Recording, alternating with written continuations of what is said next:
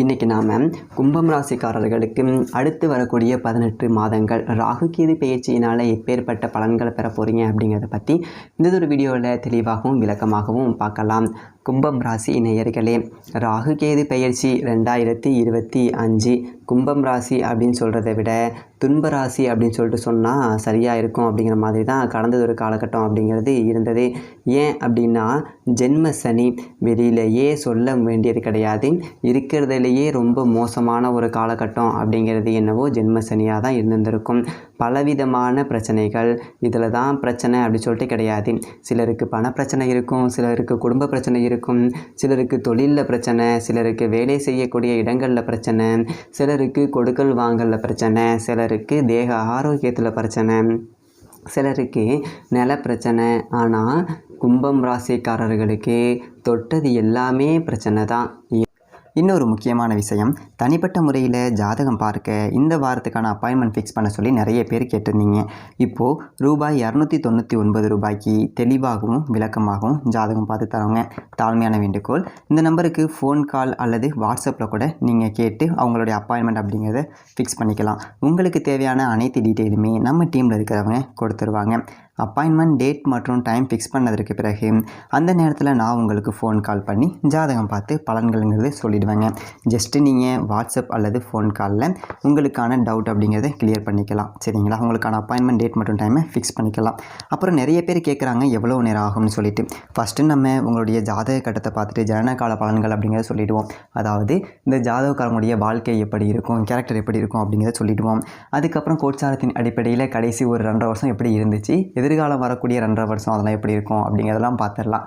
At last பர்டிகுலராக இந்தந்த டைமில் என்னென்ன நடக்கும், இந்த டைமில் என்னென்ன நடந்துச்சு அப்படிங்கிறதெல்லாம் பார்த்துட்டு உங்களுக்கான தெளிவான விளக்கமான பலன்கள் அப்படிங்கிறத சொல்லிடுவோங்க. இதை தாண்டி உங்களுக்கு ஏதாவது சந்தேகம் இருந்துச்சு அப்படின்னா கூட நீங்கள் கேட்டுக்கலாம். ஒவ்வொரு ஜாதகத்துக்குமே 30 நிமிஷம் வரைக்கும் நம்ம எடுத்துப்போம். தெளிவாகவும் விளக்கமாகவும் பொறுமையாகவும் உங்களுக்கு நாங்கள் சொல்லிடுவோங்க. இது இல்லாமல் வேறு ஏதாவது சந்தேகம் இருந்துச்சு அப்படின்னா கூட நீங்கள் டவுட்டுங்கிறது கேட்டுக்கலாம். கடைசியாக ஜாதகம் இல்லைனாலும் பரவாயில்ல, பிறந்த தேதி, பிறந்த நேரம், பிறந்த இடம் மட்டும் சொன்னாலே போதுங்க. நாங்கள் உங்களுக்கு ஜாதகம் பார்த்து பலன்கள் அப்படிங்கிறது சொல்லிவிடுவாங்க.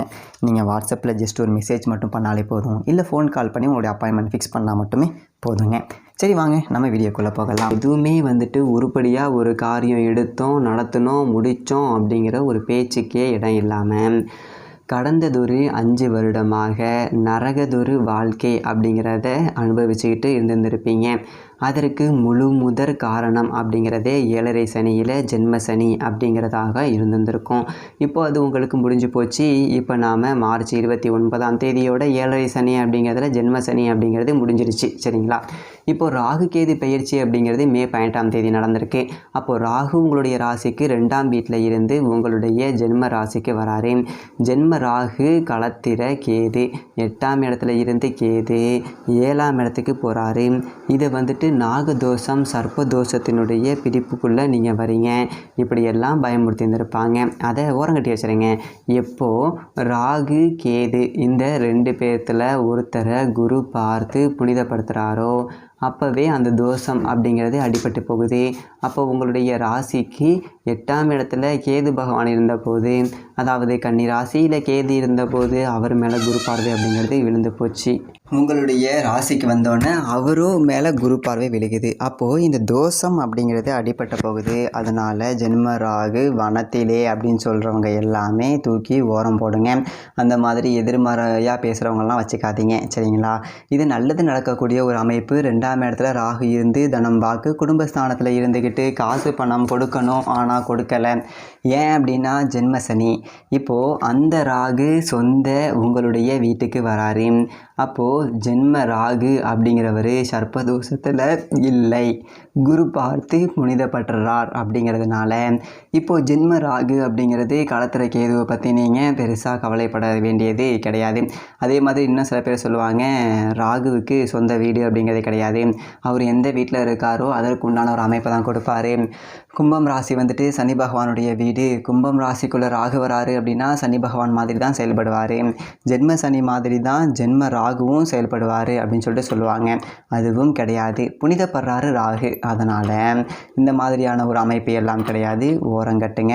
ஜென்மத்தில் ராகு பகவான் இருக்கும்போது ஒரு அதீத தைரியம் அப்படிங்கிறத உங்களுக்கு கொடுப்பாரு. எது வந்தாலும் நம்ம பார்த்துக்கலாம்டா அப்படிங்கிற ஒரு ஆற்றல் அப்படிங்கிறத கொடுப்பாரு. ஏன்னா ராகு வந்துட்டு தைரிய வீரியக்காரகன், அதாவது தைரியக்காரகன். விஷப்பாம்பு 100 பேர் அப்படின்னா கூட ஒரு விஷப்பாம்பு படம் எடுத்து ஆடுனுச்சு அப்படின்னா பயப்படுவாங்க பார்த்தீங்களா? அந்த மாதிரி உங்களை பார்த்து உலகமே பயப்படும். உங்களை பார்த்து சொந்த பந்தங்கள் எல்லாமே பயந்து நடுங்குவாங்க. அப்பா அவன்லாம் எவ்வளோ டாப்பில் போயிட்டான்ப்பா, அவனெல்லாம் ஒன்றுமே பண்ண முடியாதுப்பா அப்படிங்கிற அளவுக்கு. இதே காலகட்டத்தில் சனியும் நாளைக்கு இறங்கி போயிட்டாருங்களா, அப்போது உங்களுடைய ஆட்டம் அப்படிங்கிறது வெறித்தனமாக தான் இருக்கும். எந்ததொரு ஒரு காரியத்தை எடுத்தாலும் சரி தட்டி தூக்கிக்கிட்டு போயிட்டே இருப்பீங்க. ஒரு ட்ரெயின் மாதிரி தான் நீங்கள். தண்டவாளத்தை நோக்கி என்னோடய வாழ்க்கையை நோக்கி நான் பாட்டுக்கு போயிட்டே இருக்கேன். குறுக்க எவன் வந்தாலும் வரவனுக்கு தான் ஆபத்து, எனக்கு ஒன்றும் கிடையாது. தட்டுனா தூக்குனா போய்கிட்டே இருப்பேன் அப்படிங்கிற மாதிரி ஒரு பெரியதொரு அளவிலான ஒரு விஸ்வரூபம் எடுத்து வாழக்கூடிய ஒரு அமைப்பு அப்படிங்கிறதே உங்களுக்கு கிடைக்கிது. சரிங்களா? கடந்த காலகட்டத்தில் பார்த்தீங்க அப்படின்னா தாய் தந்தையாரெலாம் இழந்திருக்கலாம். ஏன்னா அந்த ஜென்மசனி காலகட்டத்தில் தாயையோ தந்தையோ யாரையோ ஒருத்தவங்கள கஷ்டப்பட்டு இருந்திருக்கோம். இல்லைனா கணவன் மனைவி யாரையாவது ஒருத்தவங்களை பிரித்து விட்டுருந்துருக்கோம். இல்லை சொந்தத்தில் முக்கியமான ஒரு ஆள் நமக்கு வந்துட்டு ஆறுதலாகவும் தேர்தலாகவும் நிற்கக்கூடிய ஒரு ஆளை உலகத்தை விட்டே இல்லாமல் கூட பண்ணியிருந்திருக்கோம். அதுக்கு நிகராக ஒரு உறவு அப்படிங்கிறத நீங்கள் சம்பாதிக்க போகிறீங்க. அது ரொம்ப ரொம்ப முக்கியம். வரப்போகிற மனைவியாக இருக்கலாம், வீட்டுக்கு வரப்போகிற மருமகளாக இருக்கலாம், வீட்டுக்கு வரப்போகிற மருமகனாக இருக்கலாம், இல்லை புதுசாக பிள்ளைகள் பிறக்கலாம், பேர பிள்ளைகள் பிறக்கலாம்.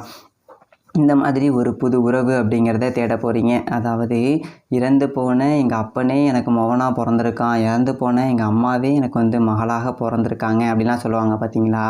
அந்த மாதிரி நீங்கள் ரொம்ப பாசம் நேசம் வச்சுருந்த ஒரு காலகட்டத்தில் இறந்துருப்பாங்க இல்லைங்களா? அவங்களே உங்களுக்கு மறுபிறப்பாக சேருவாங்க அப்படிங்கிறதுல எந்த விதமான ஒரு மாற்றமும் கிடையாது. ஜென்மராகு அப்படிங்கிறது இதை செஞ்சு காட்டுவார்.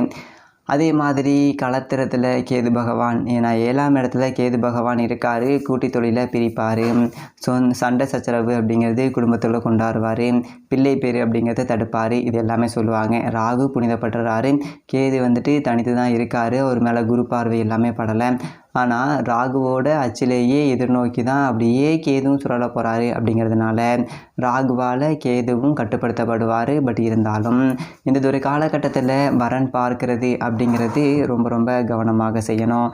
ஒன்றுக்கு 4 தடவை விசாரிக்கணும். சரியான ஜாதக பொருத்தம் எல்லாமே பார்க்கணும். கூடுமான வரைக்கும் கும்பம் ராசிக்காரர்களான நீங்கள் சொந்த மதத்தில் யாருக்கும் வரன் அப்படிங்கிறது பார்த்து வைக்காதீங்க. ஏன் அப்படின்னா நம்மளால் போச்சு அப்படின்னு சொல்லிடுவாங்க. ஏன்னு தெரிலங்க, ஒரு பொண்ணு இருந்தால் பாரு அப்படின்னு சொல்லுவாங்க. நான் விசாரித்தேங்க, ஒன்றும் அமையலை அப்படி சொல்லிட்டு கலந்துக்கோங்க. வீண் பழியே சுமக்க வேணாம். சரிங்களா? யாருக்கும் ஜாதகம் பார்க்குறது, இந்த போயிட்டு பொண்ணுக்கு நான் போயிட்டு பொண்ணு பார்க்குறேன், மாப்பிள்ளை விட்டு ஜாதகம் வாங்கிட்டு வரேன் அப்படி சொல்லிட்டு போயிட்டு முன்னாடி நிற்காதீங்க. அதாவது சொல்லுவாங்க இல்லைங்களா, நம்ம முன்னாடி நின்று கெட்ட பேர் வாங்கிக்கிறதுன்னு. ஸோ கல்யாணத்துக்கு வரேன், முறைப்படி வரேன், எல்லா வேலையும் செய்கிறேன், வேணுமான செய்வினை செய்கிறேன், என்ன பண்ணணுமோ மோதிரம் பண்ணணுமோ மழை கட்டணுமோ காசு கட்டணுமோ நான் பார்த்து கட்டித்தரேன். பொண்ணு பார்க்குற விஷயத்துலலாம் ஈடுபட வேண்டாம். அப்படியே காதும் வச்ச மாதிரி கலந்துக்கிறது அப்படிங்கிறது நல்லது. அதில் கொஞ்சம் கவனமாக இருந்துக்கணும். கூட்டு தொழில் அப்படிங்கிறதுல முதலீடுகள் அப்படிங்கிறத கொஞ்சம் குறைச்சிக்கோங்க. ஏன்னா கூட்டாளிகள் துரோகம் செய்யக்கூடிய ஒரு அமைப்பு அப்படிங்கிறது இருக்குது. கூட்டாளிகள் பிரிஞ்சு போகிறதுக்கு உண்டான ஒரு வாய்ப்பு இருக்குது. அப்படிங்கிறதுனால கூட்டு தொழிலில் முதலீடுகள் அப்படிங்கிறத குறைச்சிக்கணும். அதே மாதிரி ஒப்பந்தங்கள் எல்லாமே முறையாக கையெழுத்திட்டிருக்கா அப்படிங்கிறத பரிசோதனை பண்ணிக்கோங்க. சும்மா பேச்சு வாக்கில் நீ நானும் தொழில் பண்ணுறேன் அப்படிங்கிற மாதிரியான உறவுகள் அப்படிங்கிறது வேண்டாம். நண்பர்கள் எதிரியாக மாறக்கூடிய ஒரு அமைப்பு அப்படிங்கிறது இருக்குது. அதனால் நண்பர்களுக்குள்ளே கொடுக்கல் வாங்கல் அப்படிங்கிறத வச்சுக்காதீங்க. ஜாமீன் ஜவாப்தாரி இதெல்லாம் ஏற்றுக்காதீங்க. இந்த மாதிரியான விஷயங்களில் கொஞ்சம் கூடுதல் கவனத்தோடு இருங்க. ஏன் அப்படின்னா உங்களுக்கு கேது களத்திரத்தில் இருக்கார். அதே நேரத்தில் பாத சனி 7 சனியில் ஜென்ம சனி தான் முடிஞ்சிருக்கு. இன்னும் 2.5 வருஷம் பாத சனி இருக்குது அப்படிங்கிறதையும் கொஞ்சம் கவனத்தில் வச்சுக்கோங்க. இதே காலகட்டத்தில் குரு பகவான் ராசிக்கு 5ஆம் வீட்டுக்கு வருவார். பூர்வீக சொத்தில் வில்லங்கங்கள் அப்படிங்கிறது நீங்கி சொத்து பத்துக்கள் கைக்கு வரும். பூர்வீக சொத்து தொடர்பான வில்லங்கங்கள் எல்லாமே தீரும். அவருடைய பார்வையே உங்களுடைய ராசிக்கு கிடைக்கிது. அப்படிங்கும்போது நிறைய நன்மைகள் அப்படிங்கிறது நடக்கும். கொடுக்கல் வாங்கல் ஜாமீன் ஜவாப்தாரி இதில் மட்டும் மட்டும் கொஞ்சம் கவனமாக இருந்துக்கோங்க. மற்றபடி பெரியதொரு பிரச்சனை எதுவுமே கிடையாது. ஜென்ம சனி காலகட்டத்தில் பட்ட கஷ்ட நஷ்டங்கள் எல்லாத்துக்குமே விடை சொல்லக்கூடிய ஒரு அளவுக்கு காசு பணம் அப்படிங்கிறது வரும். நல்லதொரு வேலை கிடைக்கும். தொழில் அப்படிங்கிறது சிறப்பாக இருக்கும். அதில் எல்லாமே எந்த விதமான ஒரு பிரச்சனை அப்படிங்கிறதும் இல்லை. கும்பம் ராசிக்காரர்களுக்கு எல்லாம் நல்லதாகவே அமையும். நன்றி, வணக்கம்.